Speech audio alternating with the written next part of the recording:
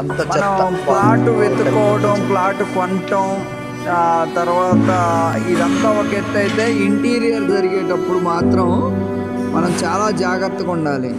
ఇప్పుడు చూడండి, ఇంటీరియర్ వాళ్ళు ఎలా మోసం చేస్తారంటే, ఈ వచ్చే ప్రతి దానికి ప్యాకింగ్ ఉండదు. అట్లాగే వాళ్ళు పనిచేసేటప్పుడు అయ్యే చిన్న చిన్న డ్యామేజ్లు ఉంటాయి, మాకు సంబంధం లేదంటుంటారు. ఇప్పుడు చూడండి, ప్రతి దానికి ప్యాకింగ్ ఉంది. ఇప్పుడు వాడిని ఖాళీ చేయమంటే అదంతా, ఆ చెత్త అంతా దీనికి మా అగ్రిమెంట్లో లేదండి అని చిన్న మాటని తప్పించుకున్నాడు. ఇది ఒకటే కాదు, ఇలా చాలా ఉంటాయి వీళ్ళ జిమ్మిక్కులు.